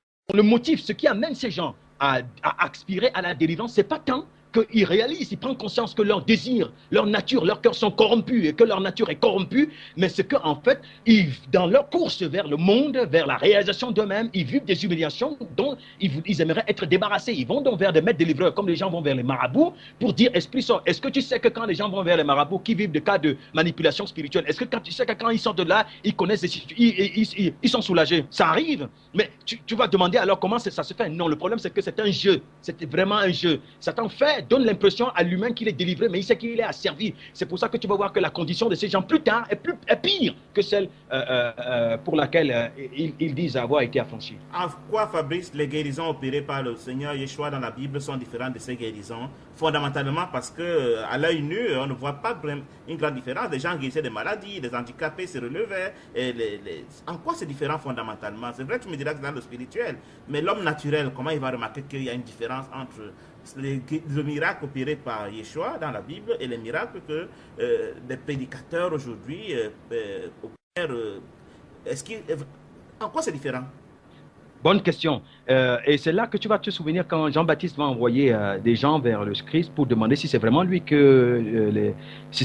devait venir. Il dit, allez dire à Jean-Baptiste que les aveugles voient, les sourds entendent, les muets parlent, les boiteux marchent, et que la bonne nouvelle du royaume est annoncée aux pauvres. Donc, ce qui fait que, dans ce passage, la bonne nouvelle du royaume est annoncée. C'est quoi la bonne nouvelle du royaume? C'est que la dimension, la nature de Dieu, la portion de Dieu destinée aux humains est désormais accessible à moi. Donc, Jésus vient annoncer aux humains que désormais, la nature par laquelle vous pouvez vous renoncer au monde, ne plus désirer les choses de la terre, vous dévouer à Dieu est disponible. Et donc, c'est ça la vraie guérison, parce que la maladie, justement, le mal, la maladie vient du mal. La maladie, c'est pas le cancer. La maladie, c'est pas le palu. Ce sont les conséquences de la maladie. La maladie, c'est la domination, c'est l'asservissement de l'esprit de l'homme par des forces méchantes. C'est ça la maladie. Le maladie, il se sert de l'homme pour s'exprimer. Donc c'est ça la maladie. Ce qui fait que Jésus vient. Qu'est-ce qu'il fait? L'avènement du royaume de Dieu a le pouvoir de sortir l'homme de la prison intérieure, sur le plan spirituel dans laquelle il est, et la conséquence aussi de cette délivrance produit le rétablissement du pied. Bon, mais Satan peut produire le rétablissement du pied et l'esprit demeure asservi. C'est ça la différence. Merci Fabrice. Et cela se révélera au désir que l'homme va manifester après, les convoitises et tout ça. Tu vas voir, c'est-à-dire quand ils sortent de là, ils ont les mêmes désirs, les mêmes prières. Les prières sont toujours orientées. La quête du monde est même plus forte encore, plus forte encore. Et j'ai une dernière image pour ce point-ci, avant de passer. Tu vas voir les 10 aveugles qui sont venus vers Christ. Quand ils sont venus vers lui, tu vas voir les 10 qui sont arrivés. Ils demandaient que leurs yeux soient ouverts. Le Christ. Et il dit très bien, il a dit, vous n'avez pas compris le sens de mes signes miraculeux. Vous n'avez vu que le miracle, mais vous n'avez pas compris le sens, parce que ce qui a franchi, c'est le sens des signes. Si vous avez compris le sens, c'est ce sens qui vous rend libre. C'est une image très forte que Jésus utilise. C'est-à-dire que puisqu'il est venu pour les Juifs, ces gens étaient Juifs, il voulait leur enseigner le mystère de la vie. Ils sont venus tous les 10, Seigneur, nous sommes aveugles. Et le Seigneur a accordé que les yeux s'ouvrent à ces 10. Mais le Seigneur Jésus savait qu'ils sont... Tous sont toujours aveugles, parce que l'aveuglement, c'est que notre conscience intérieure est gouvernée par les ténèbres. Il savait qu'ils sont aveugles. Et il a vu donc que les 9 sont partis, effectivement, parce que ce que les 9 voulaient, c'est que ils sentaient le monde, mais ils avaient envie de le voir avec les yeux. Ils avaient envie de mieux le convoiter, de mieux l'apprécier pour mieux le convoiter. Ils se sentaient limités dans leur course vers leur convoitise. Quand ils ont vu Jésus, c'était l'opportunité que ses yeux s'ouvrent pour qu'ils convoitent de plus en plus le monde. C'est pour ça que quand les yeux se sont ouverts, ils sont allés dans le sens opposé au Christ. Un seul a pris conscience de son véritable aveuglement. Il est venu vers le Seigneur pour dire, de moi, il a dit, ta foi t'a sauvé. C'est-à-dire parce que tu as compris qui je suis et que je suis venu te sortir de l'aveuglement, non pas du fait que tes yeux s'ouvrent, mais que ton esprit s'ouvre, alors je déclare que ta foi t'a sauvé. Voilà en fait le fond du message du Christ. Fabrice, est-ce qu'on peut revenir sur notre sujet, la foi, après tout ce long détour? Recadrons un peu l'échange. La foi, c'est quoi finalement? Donc, j'étais en train de dire tout à l'heure qu'on dit la foi est une ferme assurance des choses qu'on espère, une démonstration de celles qu'on ne voit pas. Et les choses qu'on espère sont celles qu'on ne voit pas. Si on a compris la nature de ces choses que la foi, qu'on espère par la foi, on comprendra la nature de la foi que Dieu a créée. La foi que Dieu a créée. Tel qu'il est dit, il y a un seul Seigneur, une seule foi devant les yeux de Dieu. Il y a une seule foi que Dieu a créée.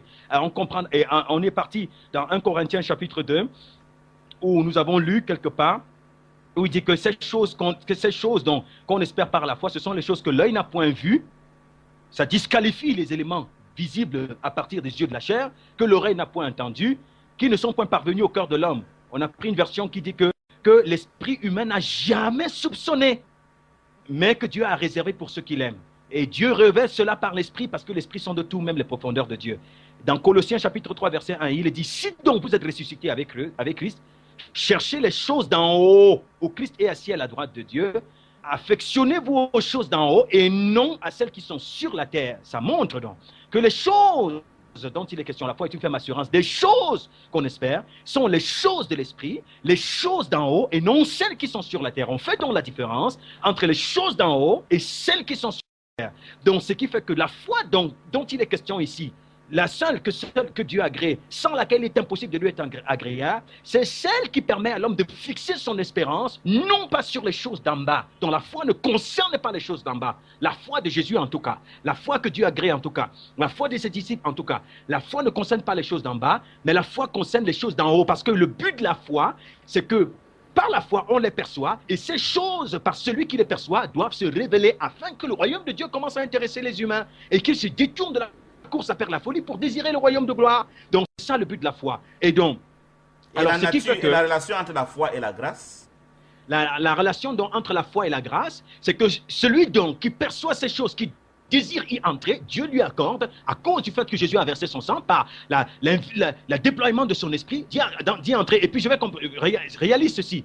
Parce que quand on parle de ces choses, les choses en haut, c'est quoi en réalité? Ces choses constituent donc les vertus de l'esprit, les fruits de l'esprit, la nature de Dieu, l'identité d'en haut. Parce que c'est ça, en fait, ce que Dieu veut donner aux humains. La foi, c'est cela, c'est ces vertus. Puisqu'il est dit, vous, au contraire, vous êtes une race élue, un sacerdoce royal, une nation sainte, afin que vous annonciez quoi? Quoi? Les choses de la terre? Non, les vertus, sa nature, le produit, le fruit de l'esprit, de celui qui vous a appelé des ténèbres à son admirable lumière. Ça veut dire donc que la foi, on n'a pas foi pour ce qu'on voit, on n'a pas foi. Donc, j'ai foi que Dieu me donnera la voiture, j'ai foi que Dieu me donnera le diplôme, j'ai foi que Dieu me donnera. Cette foi vient d'un autre, puisqu'on dit, la foi vient de ce qu'on entend. Ce qu'on entend vient de la parole de Christ.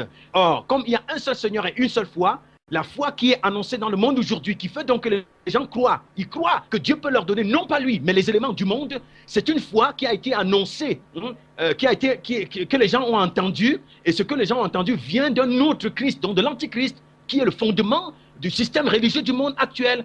Et donc c'est ça. Donc le but de la foi, c'est fixer son espérance sur ce que Dieu est, sa nature, ses vertus, et on le demande. Eh bien, ce qui se passe donc maintenant, c'est quoi? Quel est le miracle de la foi? C'est pour ça que quand quelqu'un manifeste la foi, même si c'est l'adhésion, quand quelqu'un perçoit et y adhère, même si c'est petit comme un grain de sénévé, il est impossible que cette personne reste inchangée.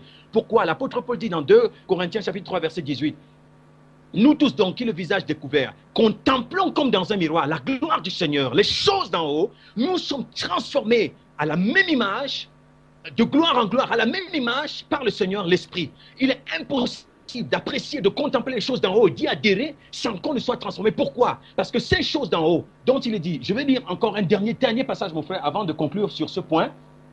2 Pierre chapitre 1, partie du verset, je lis dans la version Semeur 2000, verset 1.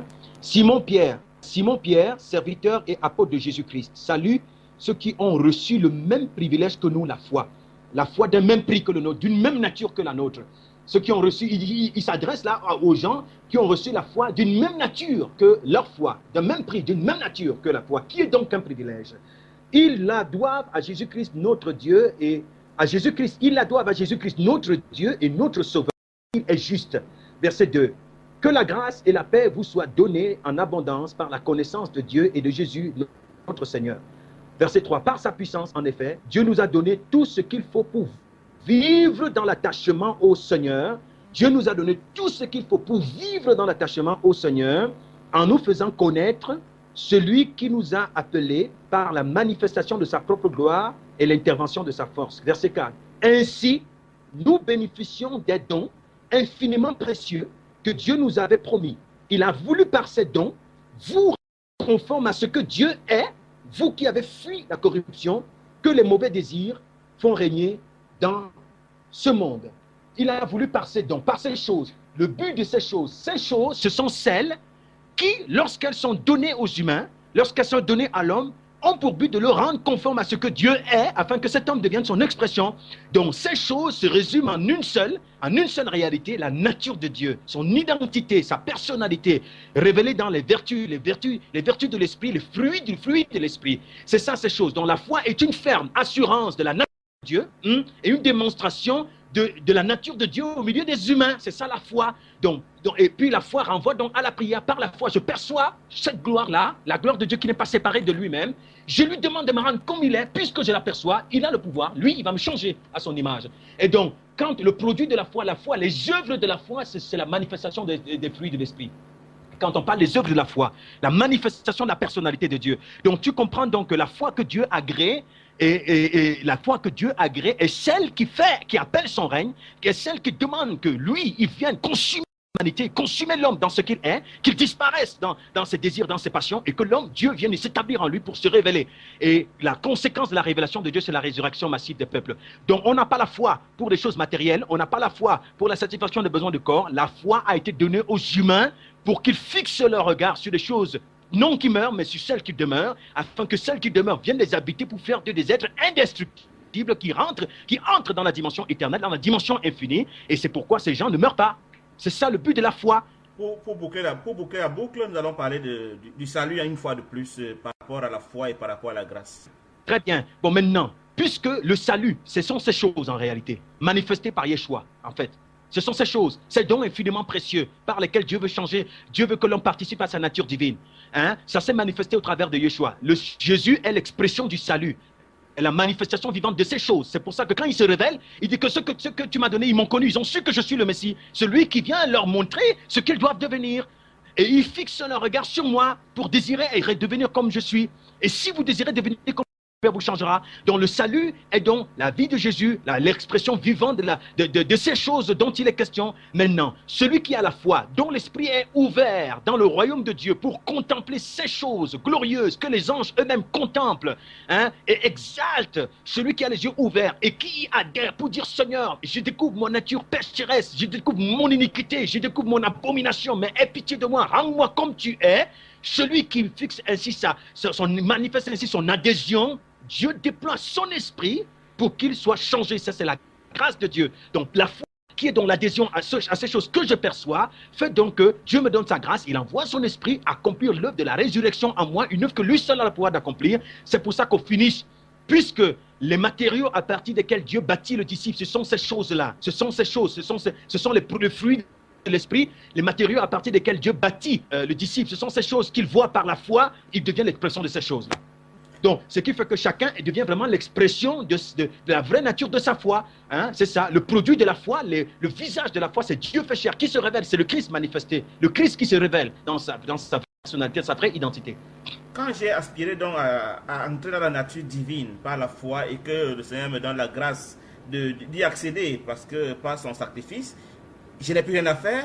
Quelle est ma contribution? Est-ce que j'ai un apport à faire pour entretenir? Donc, j'imagine qu'il y a un processus de croissance derrière. Est-ce que je peux y participer? Est-ce que je peux attendre comme une graine qui germe sans avoir à prendre part au processus? Bon, en réalité, c'est là même qu'intervient la notion de la naissance, hein, la nouvelle naissance dont Jésus a parlé à Nicodème. Parce que c'est cette qui lui donne le pouvoir de percevoir les choses d'en haut, qui nous fait naître au monde d'en haut, naître à l'univers de la vie. Une fois qu'on est né, on peut donc grandir à l'image de celui qui est le modèle. Donc, ce qui fait que tant qu'on n'est pas né, on n'a pas accès à la croissance. Le principe, ce qui autorise la croissance, c'est la naissance. Est-ce que quelqu'un dans ce monde peut grandir alors qu'il n'est pas né? C'est pas possible. Il faut qu'il naisse d'abord. Le problème, c'est que c'est là que tu me permets, je vais davantage répondre à ta question, permet de mieux, qu'on comprenne mieux la nouvelle, ce qu'on dit, on est né de nouveau, on est enfant de Dieu, on est des born again. Mais les gens sont nés à quoi? Parce que la foi à laquelle les gens sont nés est une foi qu'ils ont Dieu et qui viennent du Christ de notre siècle. Une foi qui renvoie aux choses du monde. Si les gens sont honnêtes, ils vont le reconnaître. J'ai la foi, mon frère, pasteur, je ne suis pas marié, ma soeur est la foi. Pasteur, je n'arrive pas à avoir un véhicule, ma soeur est la foi. Pasteur, je n'arrive pas, apôtre, prophète, bishop, je n'arrive pas à aller en France parce que je suis convaincu. Et ma soeur, c'est parce que tu n'as pas la foi. Donc, cette foi-là, ils sont nés, ils sont devenus chrétiens, entre guillemets, par cette foi. Une foi qui n'a rien à voir avec celle de Jésus. Donc ils sont. Or, le problème, c'est que dans le mystère de l'esprit, on ne peut pas mal naître. Soit on est né, soit on n'est pas né du tout. Donc, ce qui montre donc ce à quoi les gens sont nés, c'est le désir de leur cœur.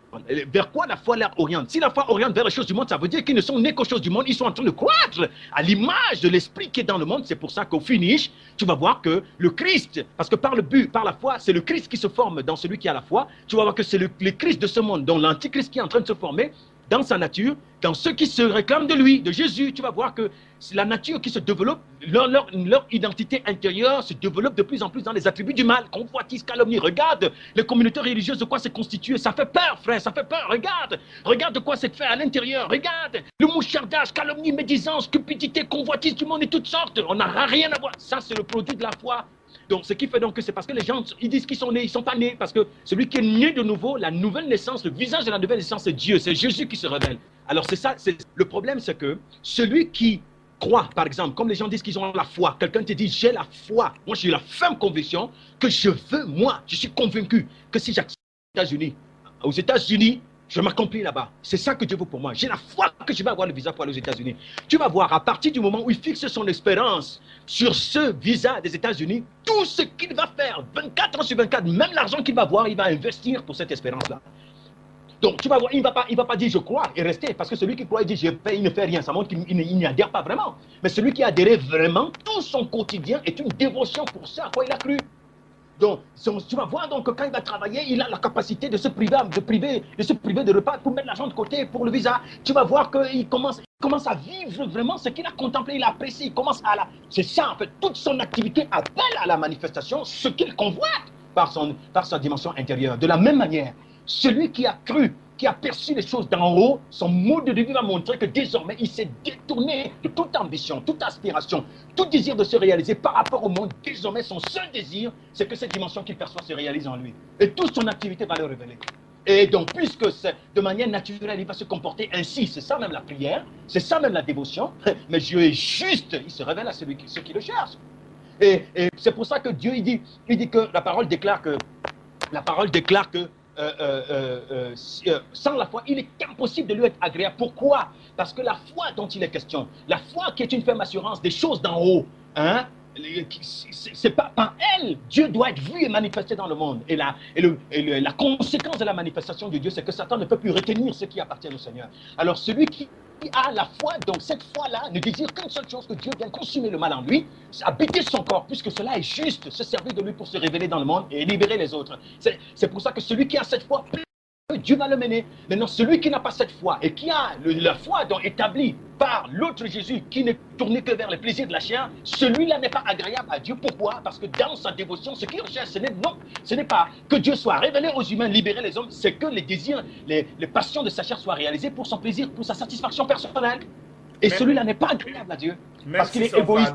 Même si son véritable souci, c'est d'établir des grandes églises où il va enseigner beaucoup de personnes. Bon, on a très bien dit ceci. Personne n'établit une église. Même pas Pierre. Pierre n'a pas établi une église. Jésus a dit à Pierre, tu es Pierre, sur ce roc, je bâtirai mon église. Pierre a attendu. Pierre a attendu. Il y a un élément au travers duquel Christ bâtit son église. Personne n'établit une église, personne n'ouvre une église.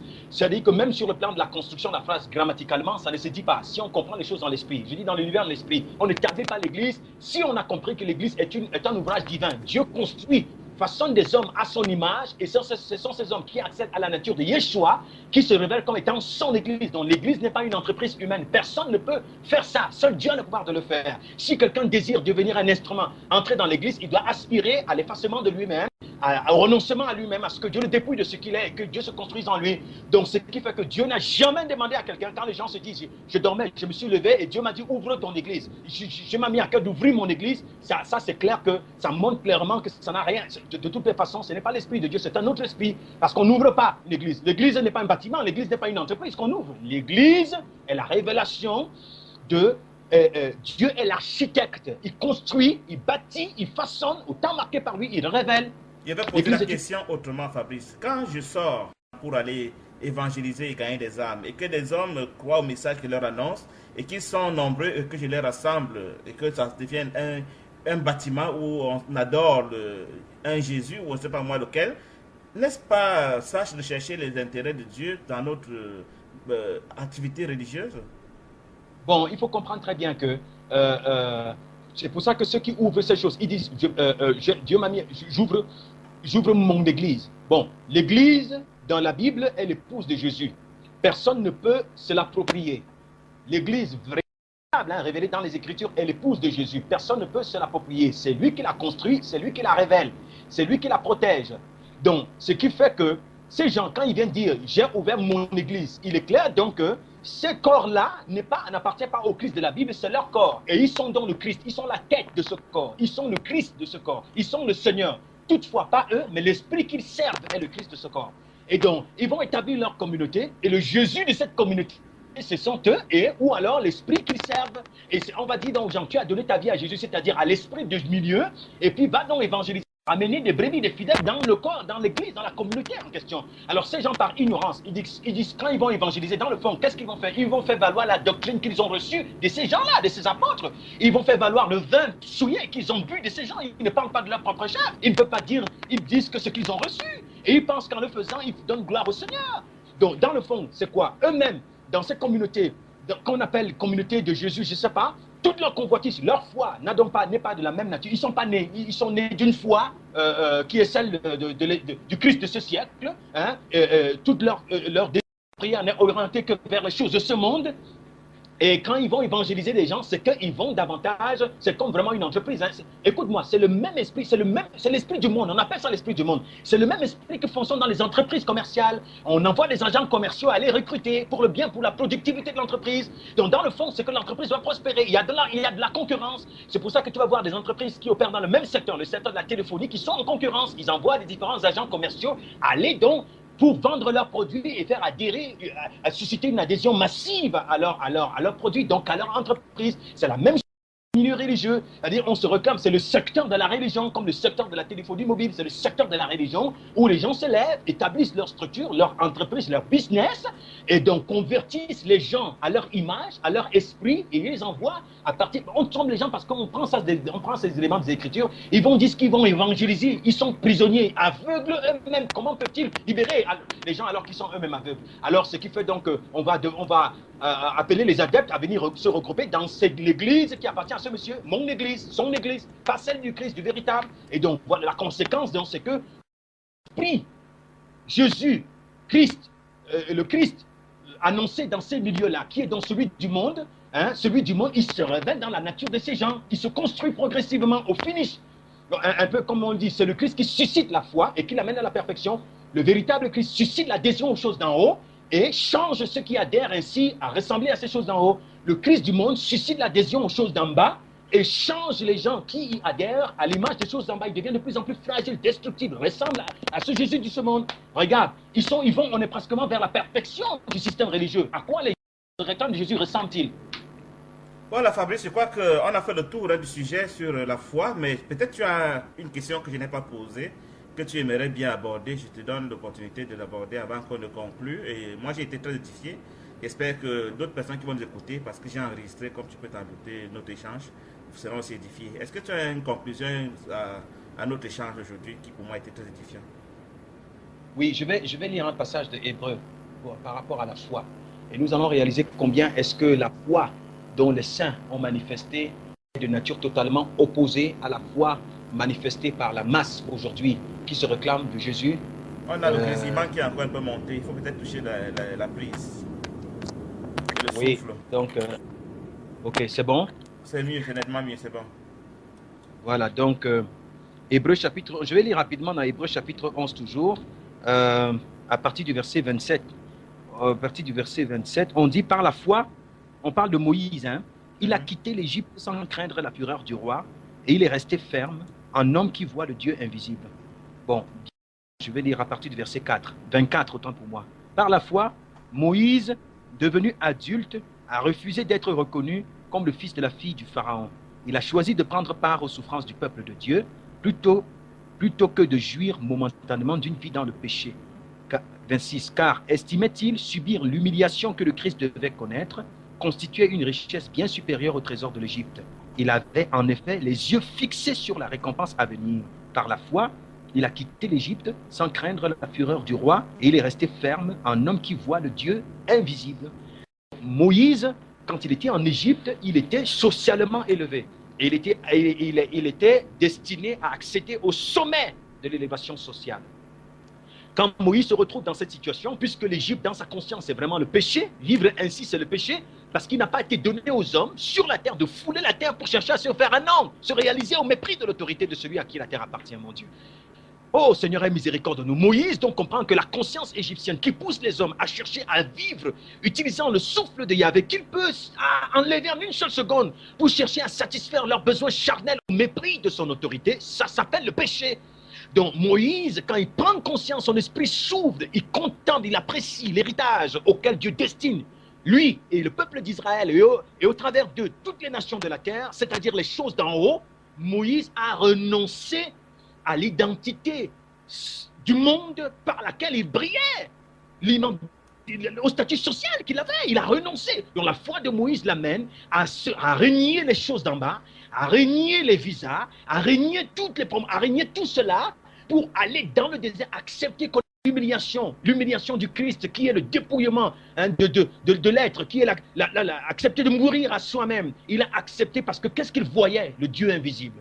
Il a compris que c'est ça l'héritage des humains. Donc la foi de Moïse a une orientation totalement opposée à celle qui est manifestée aujourd'hui. C'est quand même terrible. C'est quand même terrible. Donc Moïse a eu la foi, il a quitté tout ce qui constitue le fondement de la foi de ceux qui se réclament chrétiens aujourd'hui. Au finish, Moïse est devenu Dieu fait chair. Quand il rentre en Égypte, il n'a possédé rien matériellement, mais il se révèle comme celui qui possède tout. Celui qui possède tout est en lui. Et comment se révèle-t-il? Il va ouvrir la conscience égyptienne, libérer le peuple qui est dans la captivité.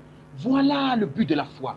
Voilà ce que Jésus voulait demander. Voilà ce que Jésus annonçait. Le problème, c'est là. Le problème est là. Alors, ce qui fait donc que aujourd'hui, nous avons vraiment besoin de prendre conscience. Et la dernière chose que je vais dire, mon frère, c'est qu'à la lumière de tout ceci, il faut comprendre, parce que quelqu'un me dit souvent, ah, je comprends très bien, dans ma foi, je ne dois plus avoir foi aux choses matérielles, je dois commencer à demander les choses d'en haut. Ce n'est pas aussi mécanique, parce que cette réalité a été construite en nous depuis des années. Ce n'est pas aussi mécanique, ce n'est pas en une seule seconde que tu vas décider de ne plus appeler les choses d'en bas et commencer à appeler les choses d'en haut. Il faut être conscient que nous sommes une vieille outre qui a bu un vieux vin, qui est bien établi en nous, qui s'est construit en nous, par laquelle nous sommes réclamés chrétiens, et que tout cet ensemble est une abomination devant la face de l'Éternel, et que dire au Seigneur, aide-moi à me comprendre, à me découvrir, à aspirer. Ce qu'il faut, c'est qu'on ne met pas du vin nouveau dans de vieilles outres. On ne met pas du vin nouveau dans de vieilles outres. Si j'aspire à être revêtu de vin nouveau, il faut que j'aspire, moi, vieille outre, à être jeté dans le feu. Toute matière qui est jetée dans le feu disparaît, est consumée pour redevenir une pâte nouvelle, redevenir à l'état basique. Toute matière qui est jetée dans le feu disparaît, ça participe à la gloire du feu. Donc, il faut aspirer à être jeté dans le feu pour disparaître à ma nature de vieille outre, pour que je redevienne une pâte nouvelle, à partir de laquelle Dieu façonne une outre neuve, dans laquelle il va mettre du vin nouveau. Ça veut dire donc qu'il faut que nous prenions conscience que la foi qui vient de ce qu'on entend, nous avons reçu cette foi de ce que nous avons entendu, et la foi et ce qu'on entend vient du Christ, et nous avons reçu cette foi d'un faux Christ qui a pris du temps de se construire en nous. Le problème, c'est dire au Seigneur, aide-moi à comprendre, à me découvrir, à réaliser ces choses. Jette-moi dans ta lumière pour que je perçoive vraiment ce que tu as, de quoi il est question. Parce que du jour au lendemain, je ne peux pas cesser de ne pas poser mes regards sur les choses matérielles et commencer à les poser dans... Non. J'ai besoin, il faut que le Seigneur m'accorde sa visitation. Et si je suis honnête, pour reconnaître mon état, je le demande au Seigneur et il est miséricordieux. Heureux ceux qui se reconnaissent spirituellement pauvres. Le royaume de Dieu vient à eux. Merci beaucoup, Fabrice, et que le Seigneur te bénisse. Merci. Que le Seigneur te bénisse. Bye bye.